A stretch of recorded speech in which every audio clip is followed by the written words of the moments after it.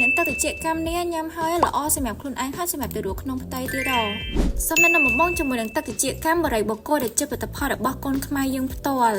សម្រាប់ទឹកត្រជាក់កម្មនេះផងដែរក៏មានច្រើនប្រភេទហើយស័ក្តិសមបំផុតសម្រាប់ស្ត្រីមានផ្ទៃពោះនិងទារកនៅក្នុងផ្ទៃចំពោះអត្ថប្រយោជន៍វិញមានដូចជាជួយកុំឲ្យម៉ាក់មានអាការៈចាញ់ជួយបង្កើនក្របឈាមក្រហមការពារការកង្វះជាតិដែកជួយពង្រឹងប្រព័ន្ធភាពស៊ាំនៅក្នុងរាងកាយនិងបង្កើនអាការៈអស់កម្លាំងលិតលហើយជួយបង្កើតកោសិកាថ្មីនិងជួយចូលកោសិកាបានល្អដោយសារប្រភេទប្រូតេអ៊ីនពិសេស EGF ជួយធ្វើឲ្យស្បែកភ្លឺថ្លានិងរក្សាសំណើមនៅក្នុងកំឡុងពេលមានផ្ទៃពោះទឹកត្រជាក់កម្មនេះមិនមែនត្រឹមតែផ្ដល់អត្ថប្រយោជន៍ដល់អ្នកម៉ាក់នោះទេវាក៏អាចជួយទៅដល់ទារកនៅក្នុងផ្ទៃផងដែរវាអាចផ្ដល់សារធាតុចិញ្ចឹមដ៏សំខាន់ដើម្បីជួយដល់ការលូតលាស់របស់ទារកអាចជួយអភិវឌ្ឍផ្នែកខួរក្បាលរបស់ទារកឲ្យកាន់តែឆ្លាតវៃនិងជួយប្រព័ន្ធប្រសាទឲ្យលូតលាស់បានល្អ